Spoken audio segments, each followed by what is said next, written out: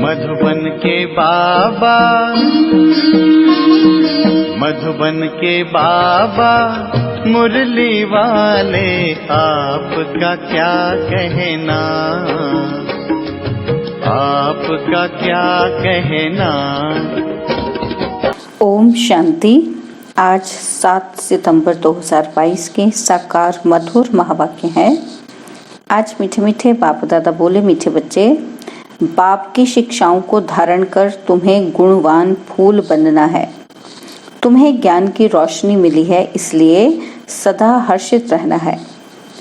बाबा ने कहा कि मीठे बच्चे, बाप की शिक्षाओं को धारण कर तुम्हें गुणवान फूल बनना है। तुम्हें ज्ञान की रोशनी मिली है, इसलिए सदा हर्षित रहना है। बाबा ने आज प्रश्न पूछा कि तुम बच्चों की कौन सी गुह्य रमणीक बातें हैं जो मनुष्य सुनकर मूंझते हैं। और उत्तर में बाबा कहते कि तुम कहते हो कि अभी हम ब्राह्मण कुलभूषण स्वदर्शन चक्रधारी हैं, हम ज्ञान की शंख ध्वनि करने वाले हैं, हम त्रिनेत्री त्रिकालदर्शी हैं। यह देवताओं को जो अलंकार देते हैं वे सब हमारे हैं। यह बातें सुनकर मनुष्य मूंझते हैं। और बाबा कहते दूसरी बात यह है कि तुम कहते हो कि बाप मुख से जो नॉलेज देते हैं ये शंख ध्वनि है, इससे हम मनुष्य से देवता बनते हैं। इसी को ही मुरली कहा जाता है, काठ की मुरली नहीं है।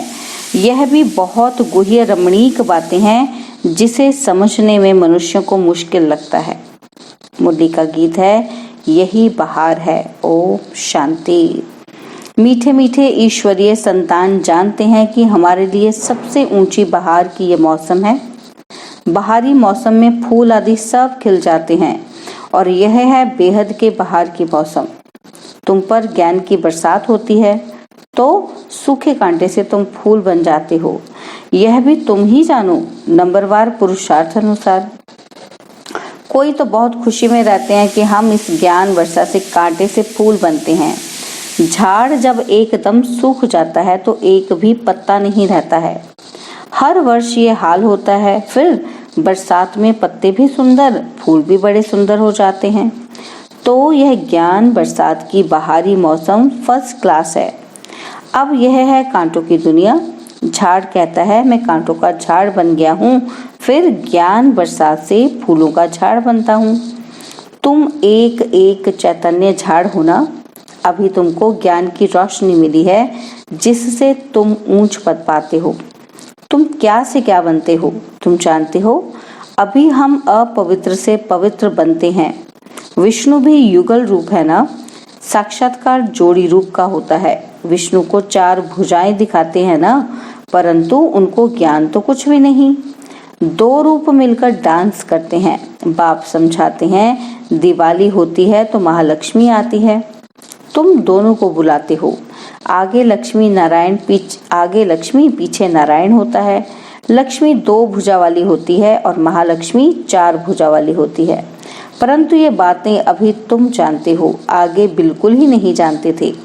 एकदम कांटे थे सो अब फूल बन रहे हो।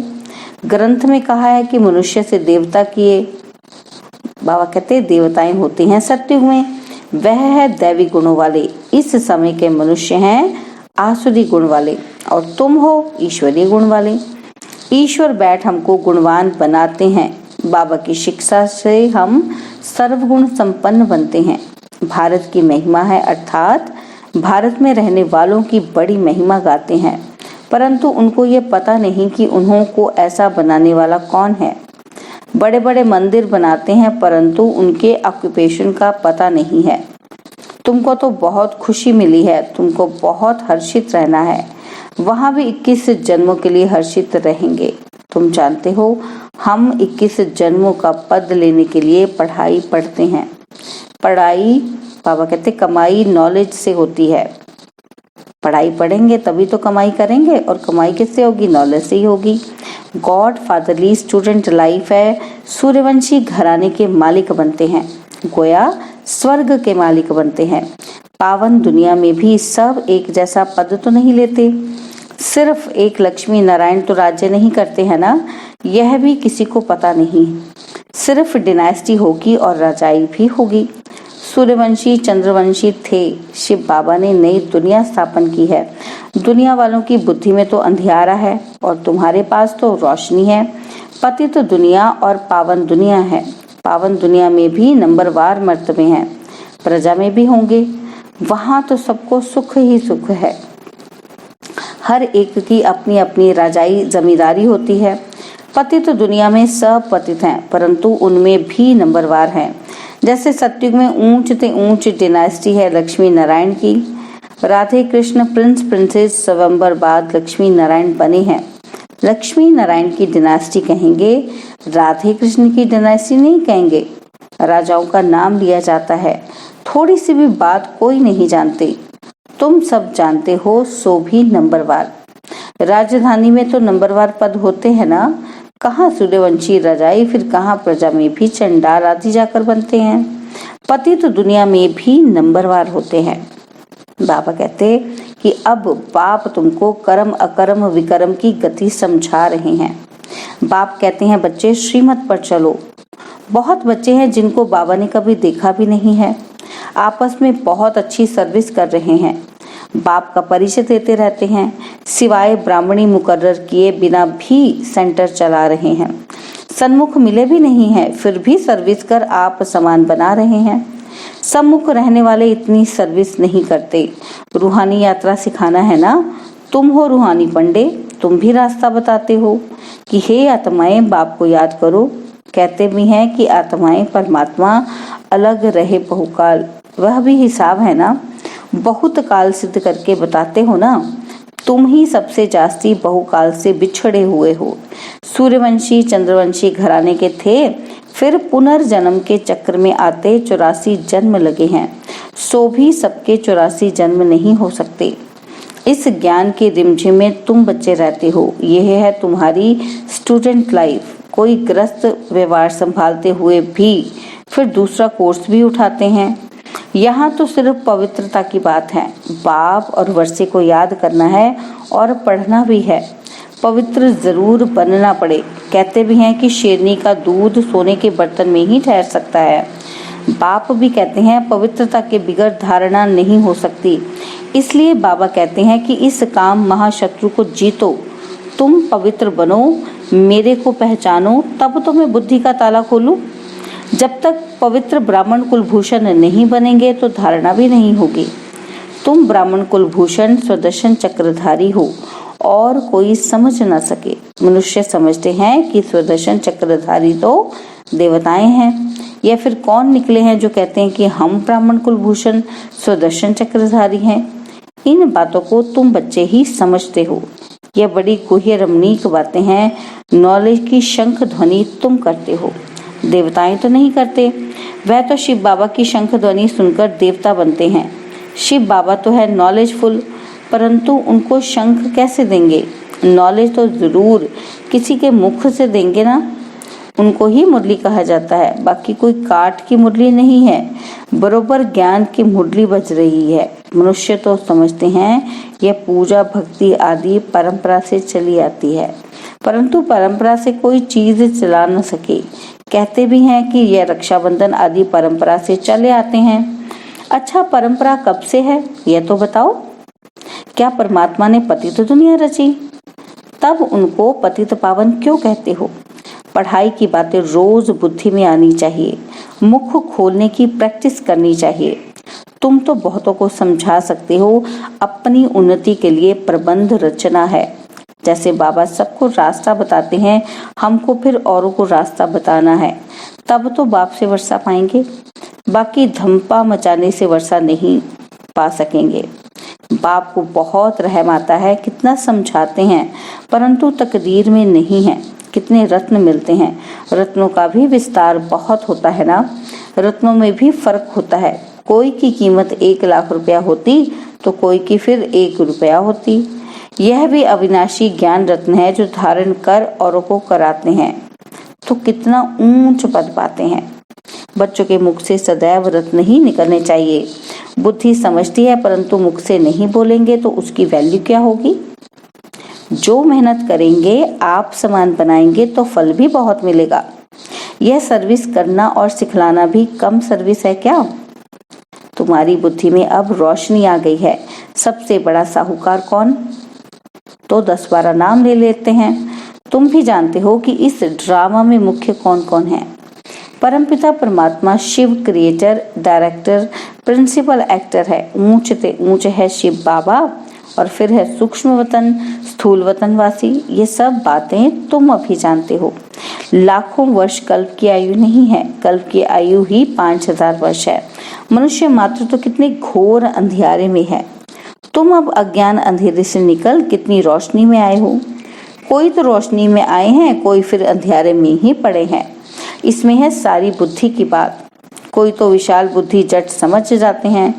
आत्मा तो है ही स्टार मिसल। भ्रिकुटी के बीच में बड़ी चीज तो ठहर भी ना सके। जरूर ऐसी चीज है जो इन आंखों से देखने में नहीं आती। बड़ी चीज हो तो दिखाई दे। आत्मा तो अति सूक्ष्म है, बिंदी मिसल। यह है गुह्य ते गुह्य बातें। शुरू में अखंड ज्योति तत्व कहते थे। शुरू में स्टार कहें तो समझ ना सके। सारी नॉलेज एक ही दिन में थोड़ी दे देंगे। दिन प्रतिदिन गुह्य बातें बाप सुनाते हैं। ज्ञान सागर से अथाह धन मिलता है। जब तक जीना है तब तक ज्ञान अमृत पीते रहना है। पानी की बात नहीं है। ज्ञान सागर से ज्ञान गंगाएं निकलती हैं। वह तो पानी का सागर है। कहते हैं गंगा अनादि है। यह स्नान आदि चला आता है।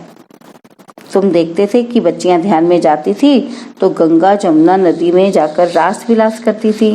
यहाँ तो डर लगता है कि डूब ना जाएं, और वहां तो डूबने आदि की बात ही नहीं रहती। कभी एक्सीडेंट हो नहीं सकता। तो यही बहार है जब तुम कौड़ी से हीरा अथवा पतित से पावन बनते हो। पावन दुनिया बनेगी तो जरूर पतित दुनिया का विनाश होगा। महाभारत में तो पूरा दिखाया नहीं है। दिखाते हैं पांडव पहाड़ों पर जाकर गल मरे, साथ में कुत्ता ले गए। क्या पांडव कुत्तों को भी पालते हैं क्या? तुम तो कुत्ता पालते नहीं हो। कुत्ते का मान कितना रखा है। बहुत लोग कुत्ता पालते हैं। बाप तुम बच्चों को समझाते हैं कि तुम बच्चों को बहुत हर्षित रहना है। तुम्हारे पर नित्य ज्ञान वर्षा हो रही है। तुम जानते हो कि बाबा कैसे आते हैं? ज्ञान वर्षा करते हैं और भारत में ही आते हैं। इसलिए भारत की बड़ी महिमा है। भारत ही अविनाशी खंड है और भारत ही अविनाशी बाप का बर्थ प्लेस है। जो शिव बाबा सभी को पावन बनाने वाला है और कोई जानते नहीं है। वह तो कह देते कि परमात्मा नाम रूप से न्यारा है, सर्वव्यापी है, कितनी बातें बता दी है। बाप कहते हैं कि मैं आता हूँ, मुझे ब्राह्मण जरूर रचने हैं। कहते भी हैं कि ये ब्रह्मा की औलाद है, तब तो ग्रह ब्राह्मण कहलाते हैं। परंतु ये बातें भूल गए हैं। शिव बाबा ने क्या आकर किया, कैसे ब्रह्मा मुख वंशावली बनाया। तुम अब जानते हो कि शिव बाबा आए हैं। वह है रचयिता, तो जरूर नई दुनिया ही रची होगी, जिसको किसी को भी पता नहीं है। न जानने के कारण गालियां देते रहते हैं। इसलिए बाप कहते हैं कि यदा यदा ही धर्मस्य। तो बाप कहते हैं ये किसने कहा? श्री कृष्ण ने तो नहीं कहा। श्री कृष्ण की आत्मा को भी अब मालूम पड़ा है कि हम 84 जन्म लेते हैं। तुम तो पहले पास और ट्रांसफर होते हो, वही पहले जन्म लेते हैं। तुम्हारी बुद्धि में कितनी रोशनी है। ऑपरेशन करते हैं तो एक आंख निकाल दूसरी डाल देते हैं, जिससे रोशनी आ जाती है। कोई का डिफेक्ट रह भी जाता है। तुम आत्माओं के लिए ज्ञान चक्षु खत्म हो गए। बाबा कहते हैं वह देने के लिए बाप आया है। तुम्हारे ज्ञान चक्षु खुल रहे हैं। तीसरा नेत्र ज्ञान का है, जो अब तीसरा नेत्र फिर देवताओं को दे दिया है। अलंकार चक्र आदि भी विष्णु को दे दिया है। वास्तव में तीसरा नेत्र तुम ब्राह्मणों का है। तुम ही सर्वोत्तम ब्राह्मण कुलभूषण, दैवी कुल और आसुरी कुल है। वर्ण कहो कुल कहो, बात एक ही है। ज्ञान एक ही है। कितनी अच्छी बातें हैं जो कोई भी शास्त्रों में नहीं है। तुम अब त्रिकालदर्शी, त्रिनेत्री, सुदर्शन चक्रधारी बने हो। कमल पुष्प समान पवित्र रहने का पुरुषार्थ करने वाले हो। तुम जानते हो किसी की आंख अच्छी खुली है, किसी की खुलती जाती है। आखिरीन 100% खुल ही जाएगी। मुख से ज्ञान रत्न निकलते रहेंगे, तब तो रूप बसंत कहलाएंगे। अब तुम मेहनत करो। पुरुषार्थ करना चाहिए जितना हो सके। ज्ञान में बड़ा हर्षित मुख, गंभीर विशाल बुद्धि बन सुख महसूस करते रहना है।